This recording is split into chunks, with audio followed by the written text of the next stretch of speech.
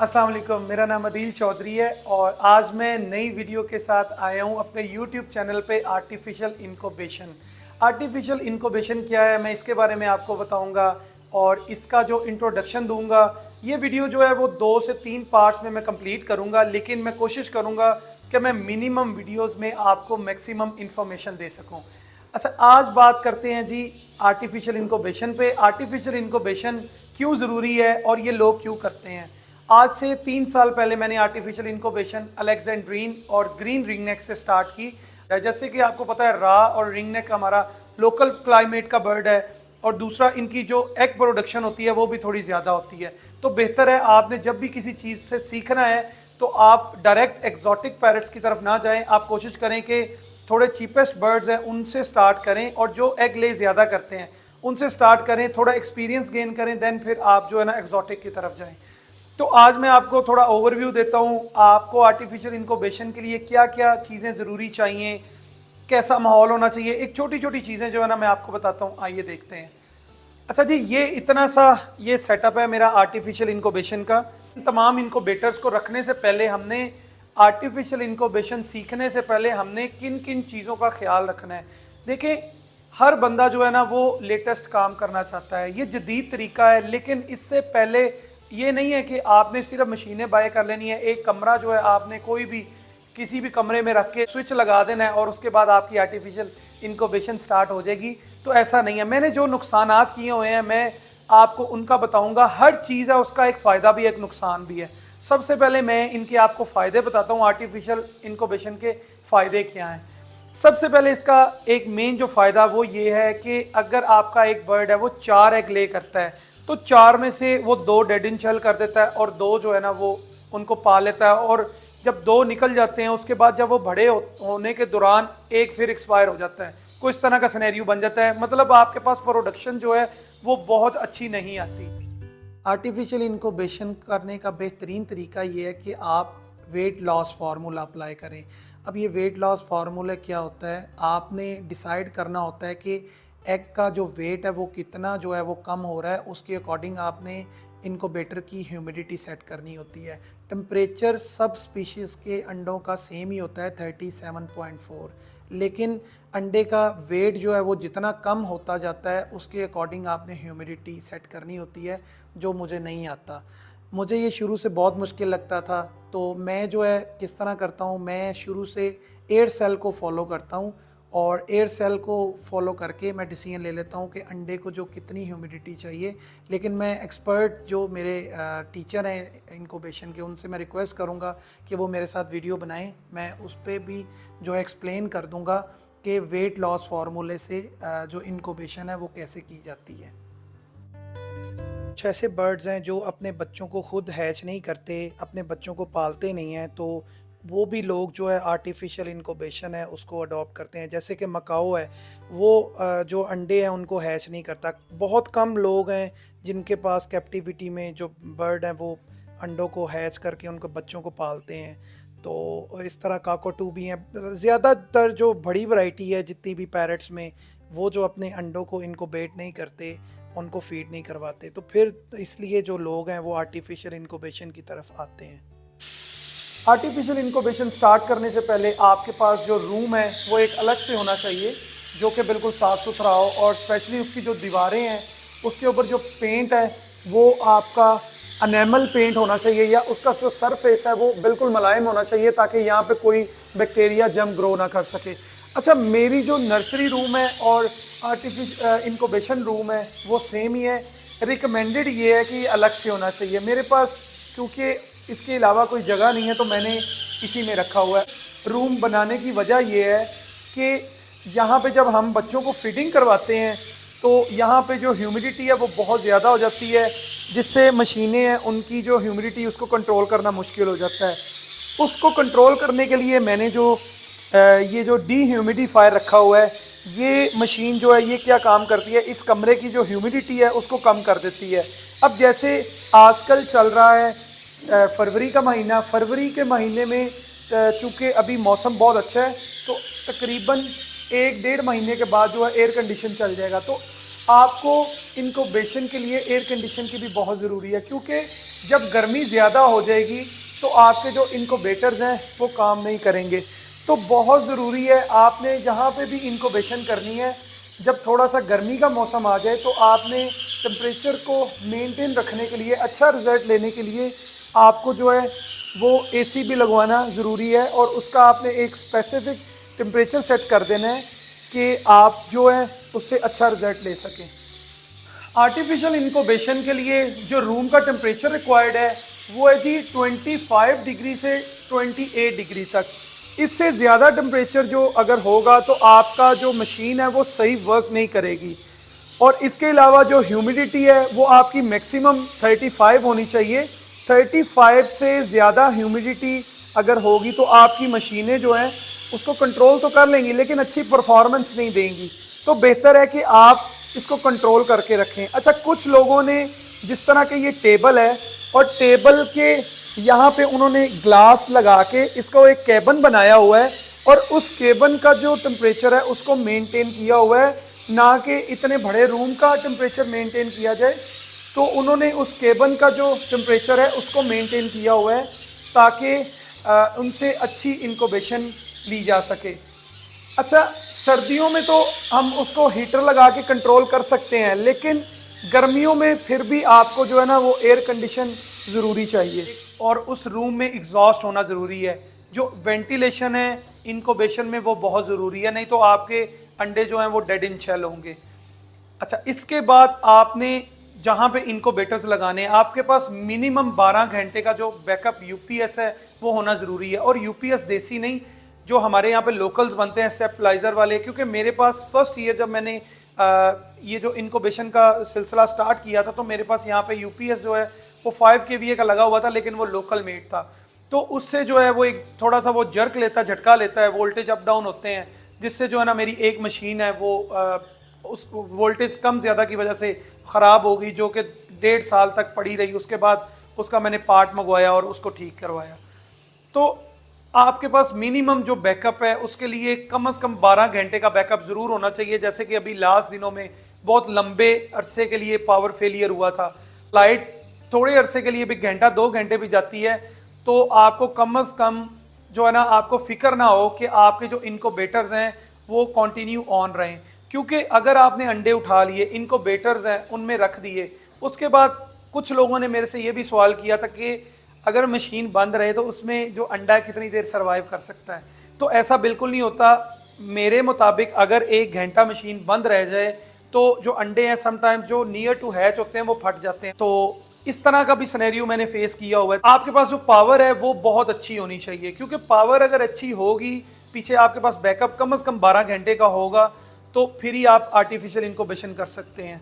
अच्छा, अगर जो लोगों ने बहुत ही एक्सपेंसिव स्पीशीज़ के एग्स उठाने हैं और उसके बाद उनका आर्टिफिशियल इनक्यूबेशन का सिस्टम करना है, तो बेहतर है कि वो 24 आवर्स का बैकअप बैटरी पीछे वो भी ज़रूर रखें।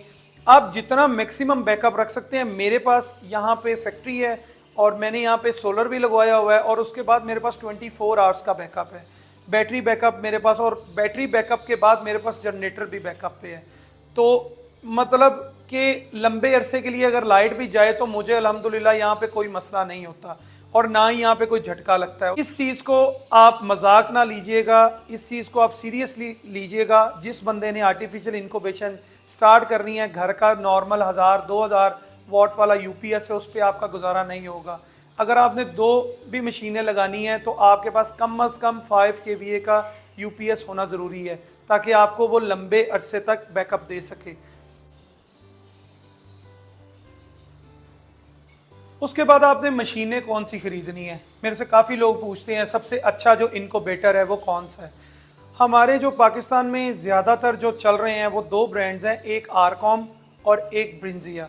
ठीक है, ये जो 2 मशीनें हैं ये आरकॉम की हैं, और ये जो 4 मशीनें हैं ये ब्रिंजिया की हैं। ठीक है, सबसे पहले मैं आपको इनका थोड़ा ओवरव्यू दे देता हूँ। ये जो मशीन है ये किंग सोरो है, और ये मैंने एज आ हैचर रखी हुई है, इसमें कोई टर्निंग नहीं है। ये जब बच्चा निकलने वाला होता है मैं तब इसको यूज़ करता हूँ। ये मेरे पास 2 हैं, क्योंकि अंडे मेरे पास बहुत ज़्यादा क्वांटिटी में होते हैं, तो ये मैंने 2 हैं जो रखी हुई हैं।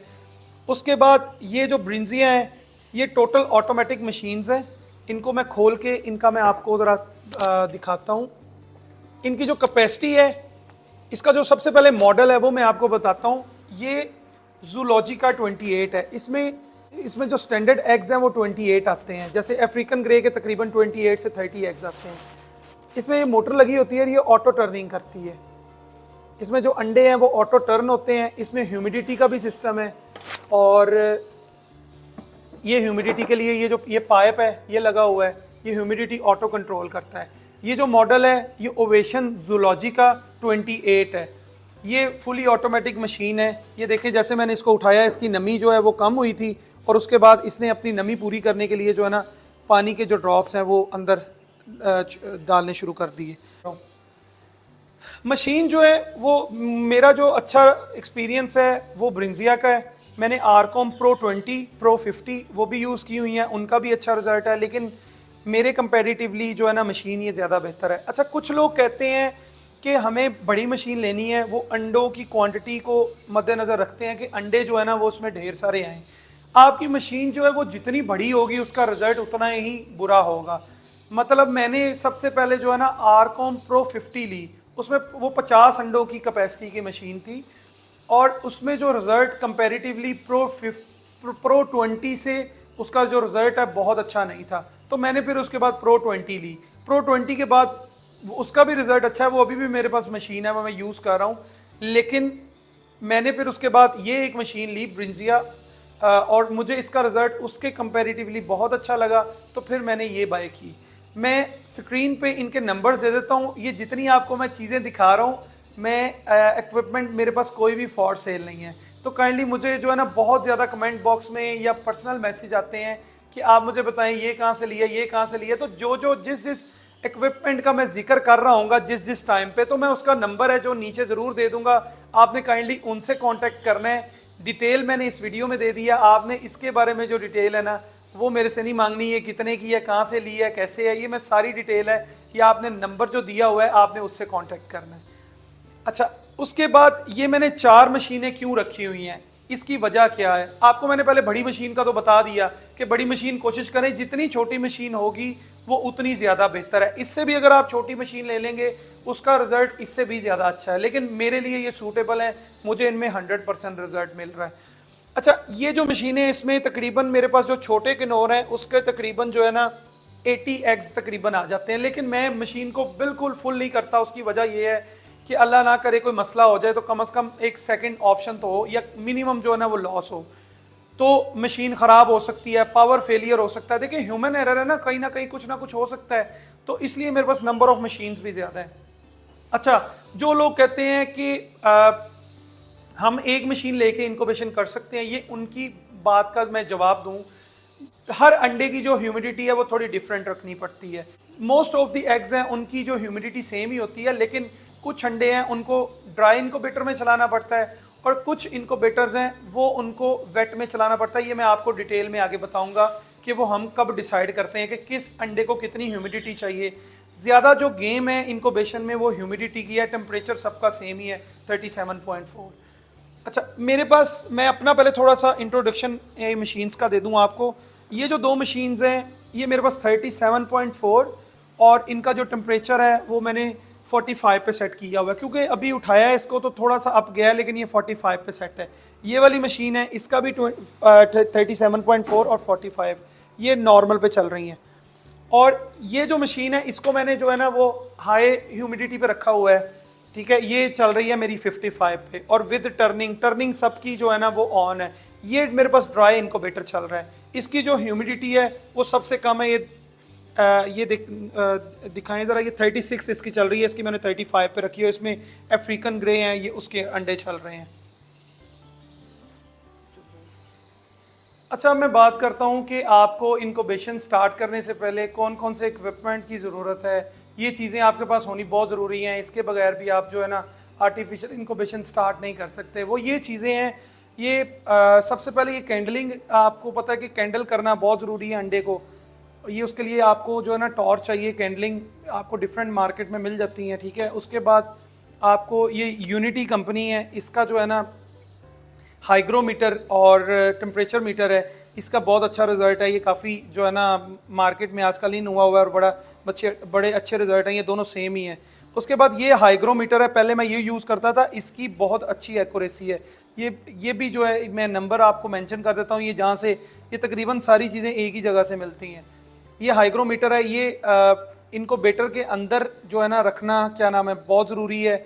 आपने इसकी जो कैलिब्रेशन जब मशीन की करनी होती है उसके लिए आपको ये ज़रूरी चाहिए। उसके बाद ये कैपलरी ये टेम्परेचर मीटर है, ये इतना सेंसिटिव है कि ये जो है ना आपको 0.1 तक की वैल्यू है ना वो बताता है। तो ये आपको कैलिब्रेशन के लिए ये थर्मामीटर जो है ना ये भी ज़रूरी चाहिए। और ये काफ़ी एक्सपेंसिव है, ये तकरीबन 20 से 25,000 की रेंज का है। और ये जहाँ से मिलेगा मैं आपको ये इसका भी नंबर जो है वो मेंशन कर देता हूँ। उसके बाद आपके पास ही ये डिफरेंट छोटी छोटी चीज़ें हैं। बाद आपके पास एक ज़ीरो साइज़ ये नीडल होनी पहले ही ज़रूरी है। ये ना हो कि आपके पास बच्चे हैच हो जाएं और उसके बाद आप चीज़ देखते ढूंढते फिरें कि आपने किस चीज़ से उसको जो है ना वो फीड करवाना है। तो ये मैंने आपको सारी चीज़ें, इनका नंबर नीचे मेंशन कर दिया, आप काइंडली इनसे कांटेक्ट करके ये चीज़ें बाय कर सकते हैं। अच्छा, उसके बाद ये असिस्ट करने के लिए ये एक किट मिलती है, ये डॉक्टर किट है। ये आपको लाहौर में गणपत रोड है जो आई थिंक वहाँ से मिलेगी। इनका कोई नंबर शंबर मेरे पास नहीं है, ये एक आपके पास होनी ज़रूरी है। समटाइम्स आपको जो है ना कोई अंडा खोलना पड़ता है, उसके लिए आपको ये इसकी ज़रूरत पड़ती है। इसमें रेगुलर सी चीज़ें हैं, तो छोटे छोटे टूल्स हैं जो आपको ना ये आपके जब आप अंडा असिस्ट करते हैं, जब आप अंडे को खोलते हैं तो आपको जो है ना ये चीज़ें ज़रूरत पड़ती हैं।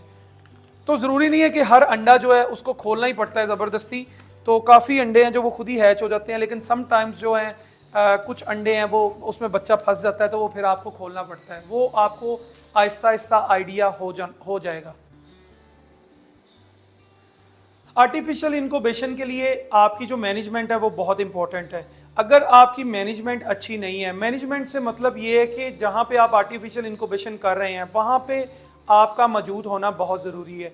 फॉर एग्जांपल, अगर आप अंडे उठा के इनक्यूबेटर्स में रख देते हैं तो आपको सुबह और शाम एग्स को कैंडलिंग करना ज़रूरी है। अब कैंडलिंग क्या होती है इसका भी मैं आपको डिटेल में दिखाता हूँ अभी और बताता हूँ कि वो कैंडलिंग क्या होती है। आपका सुबह और शाम अंडों को चेक करना ज़रूरी इसलिए है कि अगर बीच में कोई ख़राब अंडा है तो वो आप उसको उठा लें। अगर आप अंडे को नहीं उठाएंगे तो वो अंडे जो दूसरों को भी ख़राब करेंगे। तो बेहतर है कि अगर आपके पास इतना स्पेयर टाइम है तो फिर आप आर्टिफिशियल इनक्यूबेशन स्टार्ट करें। नहीं तो अगर आपके पास टाइम नहीं है, या आप जिस जगह पे किसी शॉप पे किसी ऐसे ऑफिस में काम करते हैं जहाँ पे आपका ये सिस्टम नहीं बन सकता, तो मेरे मुताबिक आप जो ये सिस्टम नहीं बना सकते। आर्टिफिशियल इनक्यूबेशन करने से पहले आपको कैंडलिंग आना बहुत ज़रूरी है। कैंडलिंग क्या होती है? अंडे को मॉनिटर करना, लाइट मार के अंडे को चेक करना कि अंडे की क्या पोजीशन है। हर अंडे में एक एयर सेल होता है, एक छोटी सी खला होती है, वहाँ से आप जो ये लाइट मारते हैं, आप मोबाइल की लाइट से भी चेक कर सकते हैं, लेकिन मार्केट में डिफरेंट कैंडल्स अवेलेबल हैं, जैसे कि मैंने डिफरेंट रखी हुई हैं। ये देखें, एयर सेल पे मैं इसको मारता हूँ और सारा अंडा जो है वो चमकता है और उसके अंदर सब कुछ नज़र आता है कि अंडा लाइव है नहीं लाइव, फर्टाइल है या नहीं फर्टाइल। तो जैसे कि ये देखें, ये अंडा पकड़ा है, ये अनफर्टाइल है, इसको मैं वेस्ट कर दूंगा। ये सॉरी डेड इन शेल हो गया है, थोड़ा सा फर्टाइल हो गया। उसके बाद ये नेचुरल चीज़ें हैं, कई डेड इन शेल आपकी गलती की वजह से होते हैं, लेकिन मोस्टली अल्लाह की तरफ से भी होते हैं, तो इसमें आपने परेशान नहीं होना।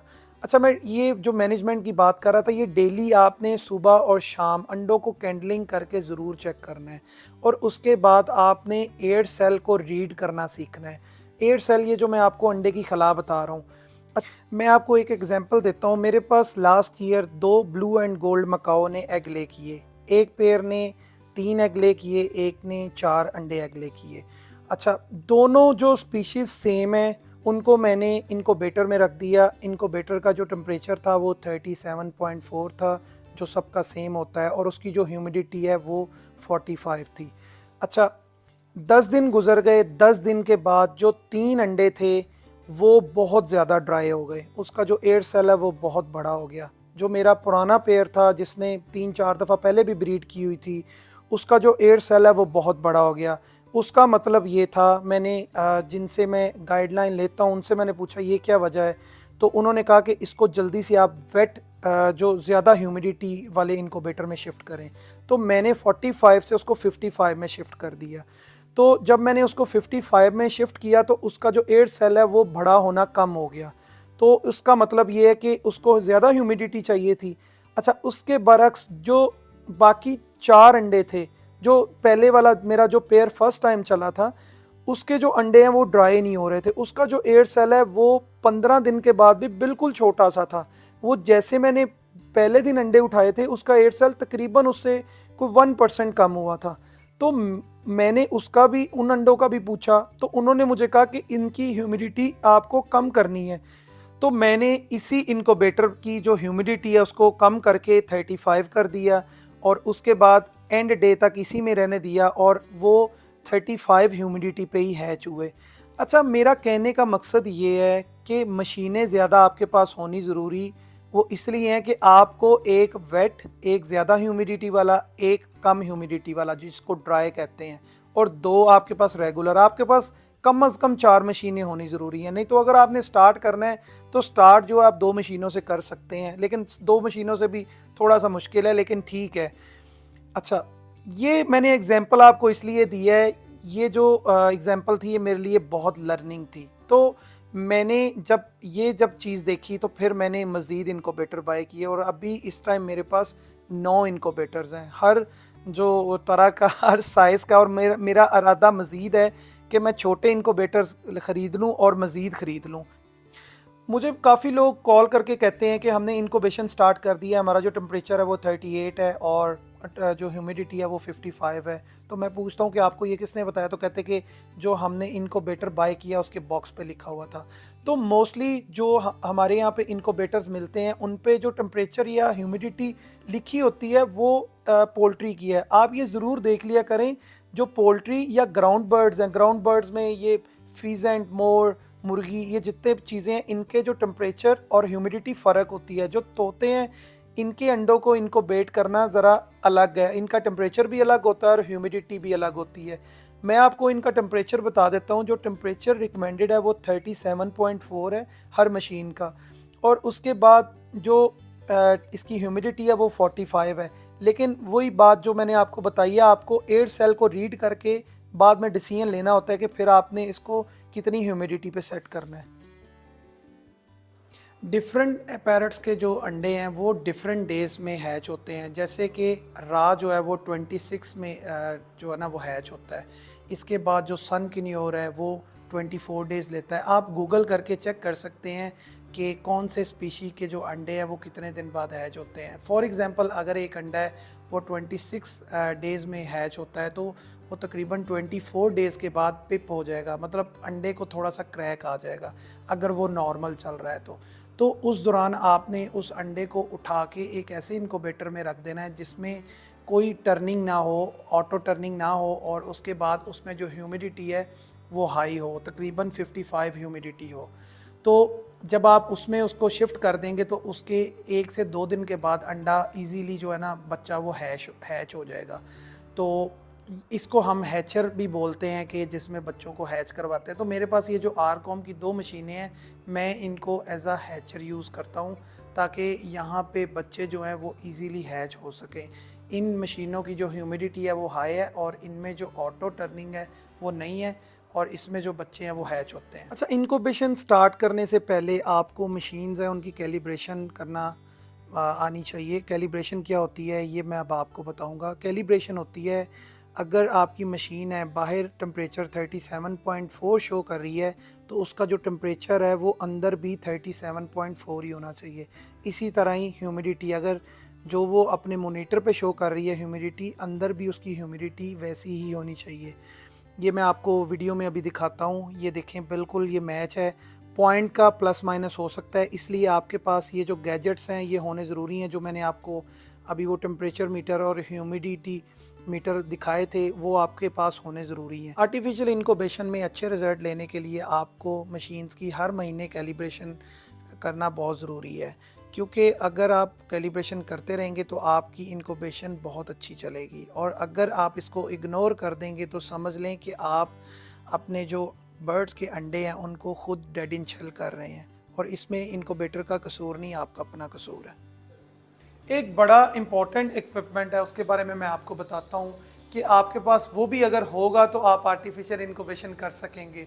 वो इक्विपमेंट है एग बडी। एग बडी क्या चीज़ है उसके बारे में मैं आपको बताता हूँ और आपको दिखाता भी हूँ। एग बडी, अगर आप आर्टिफिशियल इनक्यूबेशन कर रहे हैं, आपको लग रहा है कि आपका अंडा जो है वो डेड हो गया है, तो आप अगर एग बडी के अंदर अंडा रखेंगे वो उसकी आपको हार्ट बीट बता देगा। तो आपके पास वो भी होना ज़रूरी है। मेरे पास काफ़ी ऐसा हुआ है कि मैंने अंडे को समझा कि वो डेड हो गया है, लेकिन जब उसको खोलते थे, फेंकने से पहले उसको खोलते थे तो बच्चा अंदर ज़िंदा होता था। तो ये मशीन आपका जो काफ़ी बच्चे हैं उनकी लाइफ को बचा सकती है। तो मैं आपको ये दिखाता हूँ कि ये किस तरह जो है ना हमें बताती है कि ये मशीन है। ये है जी एग बडी। ये भी आपको जो स्क्रीन पे नंबर शो हो रहा है इसमें मैंने आपको बता दिया कि कहाँ से मिलती है। यहाँ पे हम अंडा रखते हैं, जैसे कि मैंने ये एक अंडा पकड़ा, ये रा का अंडा है, और ये देखें ये अभी जो है ना इसका बताएगी कि इसकी हार्ट बीट, इसका हार्ट रेट क्या है।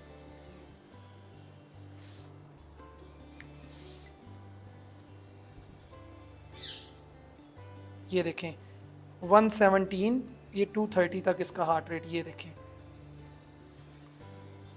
मतलब ये लाइव है।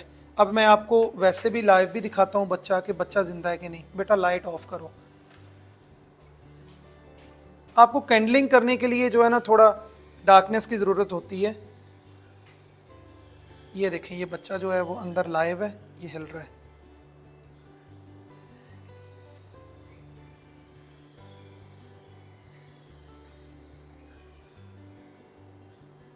बेटा एक आर्टिफिशियल अंडा पकड़ो। मैं आपको ये भी दिखाता हूँ, अगर अंडा डेड होगा तो ये मशीन जो है उसके साथ क्या करेगी, उसको कैसा शो करेगी।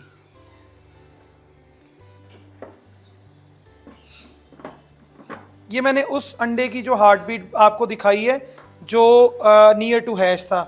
अच्छा, जो न्यूली फर्टाइल एग होता है उसकी हार्ट बीट नहीं आती। हार्ट बीट को तकरीबन 10 दिन, फर्टाइल होने के 10 दिन बाद स्टार्ट होती है। तो बेटा ये दो, ये आर्टिफिशियल एग है। अब मैं इसको अंदर रखूँगा और आप इसका रिएक्ट देखें। ये बिल्कुल जो है ना ये ज़ीरो आएगा, और तकरीबन 1 मिनट लगता है ये उसको मॉनिटर करता है, और उसके बाद जो है ना इसकी स्ट्रेट लाइन, ये देखें ये स्ट्रेट लाइन आना शुरू हो गई है इस पर कि ये डेड है। इसी तरह अगर आप डेड इन शेल एग रखेंगे तो आपको ये बताएगा कि ये इस तरह डेड हो गया। यहाँ पे कोई जो है कोई डिजिट नहीं आ रहा, और ये लाइन जो है ये स्ट्रेट आ रही है।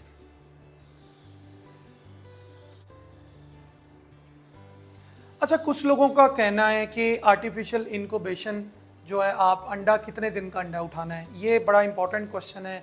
मैंने इस वीडियो में जो है ना आपको छोटी छोटी सारी चीज़ें बताऊंगा, और नेक्स्ट जो फिर ना इसमें एक वेट लॉस फार्मूला है, उसके थ्रू जो लोग करते हैं आर्टिफिशियल इनक्यूबेशन, मैं उस तरह नहीं करता हूँ। अंडे का डेली बेसिस पे वेट करना, मेरे पास इतना ज़्यादा टाइम नहीं होता। मेरा अल्हम्दुलिल्लाह वैसे एक्सपीरियंस काफ़ी गेन हो गया है, तो मैं जो है वो अंदाजे से करता हूँ, और अल्हम्दुलिल्लाह मेरे पास जो है 100% रिजल्ट आ रहा है। तो सबसे पहले हमने अंडा उठाना कितने दिन का है। मैं अपने बर्ड्स का इस साल से, ये मेरा तीसरा साल इनक्यूबेशन का है, मैंने इस साल से फर्स्ट डे का अंडा उठा लेता हूँ। फॉर एग्जांपल एक फीमेल है, उसने 7 अगर अंडे ले करने हैं तो उसने 4 कर दिए, मैं फर्स्ट 2 एग हैं वो उठा के ले आऊँगा। जैसे वो फर्टाइल होते हैं, उसकी वजह ये है कि अगर सारे अंडे उठा लें, और अगर फीमेल है वो एग लेइंग पे ही हो, अगर उसने और अंडे देने हो तो उसमें ज़रा बर्ड थोड़ा डिस्टर्ब होता है, तो मैं 1-2 अंडे छोड़ देता हूँ। 2 ले आया, मशीन में रख दिए, उसके बाद जो है वो, उसके बाद फिर 2 आ गए तो फिर 2 उठा लिए, और जब एंड वाले 2 होते हैं, क्योंकि आपने मेरे देखा हुआ है मैंने जो अपने बॉक्सेस हैं उनके पीछे डाटा कार्ड लगाया हुआ है, तो वहाँ पे मैं मेंशन किए जाता हूँ कि मैंने कितने एग्स फोस्टर कर लिए। तो जब उनके एग्स कंप्लीट हो जाते हैं तो उनका जो क्लच है उसकी क्लोजिंग डेट लिख के तो सारे एग्स है वो इधर आ जाते हैं। अच्छा, इवन कि मैं अंडों पे सिर्फ स्पीशीज़ नेम लिखता हूँ, मैं डेट तक भी नहीं लिखता, मुझे अंदाज़ा हो जाता है। इसके लिए देखें, अगर आपने मैनेजमेंट अच्छी करनी है उसके लिए ज़रूरी है कि आपको पता हो किस डेट पे अंडा आया है। मेरे जो उस्ताद मोहतरम है, मैं नेक्स्ट वीडियो उनके साथ इंशाल्लाह बनाऊंगा। मैंने उनसे टाइम लिया हुआ है आमिर भाई से कि वो इस वीडियो में आएँ और डिटेल में आपको मज़ीद जो है अच्छी जो है वो तरह एक्सप्लेन कर सकें। लेकिन मुझे जितना पता था मैं आपको मज़ीद 1-2 वीडियोज़ में ज़रूर बताऊँगा। अच्छा, कुछ लोग हैं वो अंडा जब उठाते हैं इनको बेटर में लाने से पहले, उनका ये क्वेश्चन होता है कि अंडा अंडा जो है उसको आपने सैनिटाइज करके फिर इनक्यूबेटर में रखना है। अंडे के ऊपर एक अल्लाह की तरफ से ऐसी लेयर होती है जो अंडे की प्रोटेक्शन करती है, तो आपने अंडे को जो है ना वो गीला नहीं करना। हाँ, अगर उसके ऊपर कोई ड्रॉपिंग या कोई गंद शंद लगा हुआ है, उसको नॉर्मल टिश्यू से पानी लगा के थोड़ा बहुत साफ़ कर लें, लेकिन आपने उसको सैनिटाइज या स्प्रेट या किसी भी ऐसी चीज़ से साफ़ नहीं करना, उससे जो आपका अंडा वो डेड होने के चांसेस हैं। फिर उसके बाद अगर कुछ थोड़ा बहुत अंडा है, फॉर एग्जांपल अगर वो क्रैक हो गया है या आपसे लिखते हुए उसकी निब है वो अंदर चली गई है, तो ये एक सोल्यूशन है, ये इसकी मैं फ़ोटो शेयर साथ ये आप इसके ऊपर लगा दें और आप अंडे को रिपेयर कर सकते हैं। मेरे पास ऐसे ऐसे भी अंडे आए हैं जो बिल्कुल डेड थे और वो उनका इतना एक्शल टूटा हुआ था, तो उनको मैंने रिपेयर करके इनको बेटर में रखा और उसके बाद जो है वो माशाल्लाह उनके जो बच्चे हैं वो हैच हुए और उसके बाद वो बड़े भी हो गए। तो ये छोटी छोटी चीज़ें हैं जो मैंने समझा कि मैं अपने व्यूअर्स के साथ इनक्यूबेशन स्टार्ट करने से पहले मैं बता दूं आपको एक पूरी वीडियो में। अगर आप ये सब कुछ कर सकते हैं और इसमें ठीक ठाक आपका एक्सपेंस लगेगा, अगर आप ये सारी चीज़ें कर सकते हैं तो फिर आप आर्टिफिशियल इनक्यूबेशन कर सकते हैं, नहीं तो आप आर्टिफिशियल इनक्यूबेशन नहीं कर सकते। अच्छा, अभी मैंने बात की कि मैं 2 अंडे उठा लेता हूँ फीमेल्स के नीचे, 2 रहने देता हूँ। कुछ बर्ड्स ऐसे होते हैं वो बहुत ज़्यादा अग्रेसिव होते हैं, अपने अंडे तोड़ देते हैं। जैसे मेरे पास एक मालाकन कॉकटू है, इनकी मोस्टली कॉकटू की ऐसी आदत होती है कि अंडे जो है ना ये तोड़ देते हैं, तो मैं उनके नीचे या तो आर्टिफिशियल एग्स शिफ्ट कर देता हूँ और उसके बाद उसका ओरिजिनल अंडा जो है, उसका असल अंडा है वो उठा लेता हूँ। तो ये डिपेंड करता है कि आपका बर्ड कौन सा है, आपने उसके अकॉर्डिंग जो है ना अंडों को उठाना है। हर बंदा उसकी डिफरेंट प्रैक्टिस है। मेरा जो एक्सपीरियंस है मैंने आपके साथ वो शेयर किया।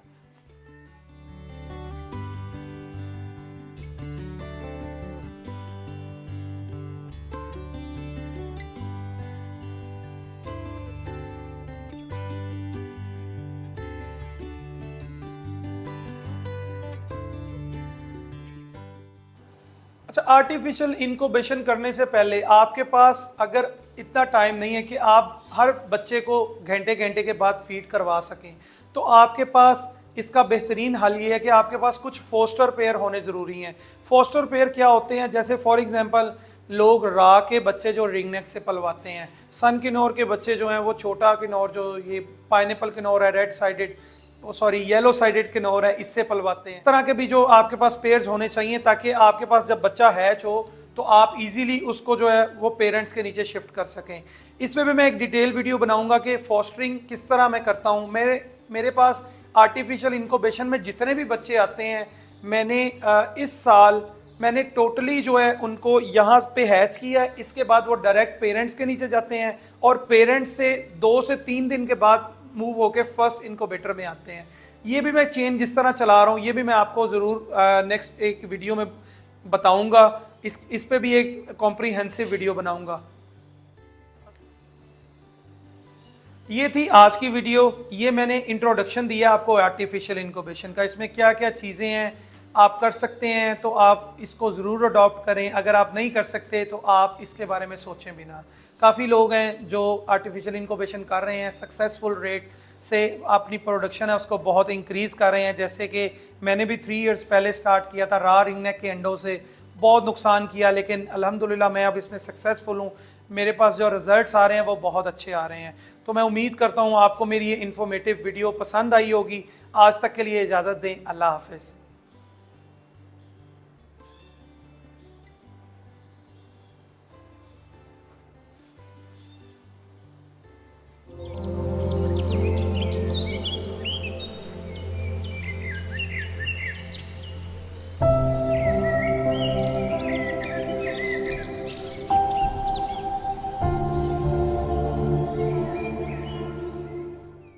Like, subscribe and share my Adil Chaudhry YouTube channel.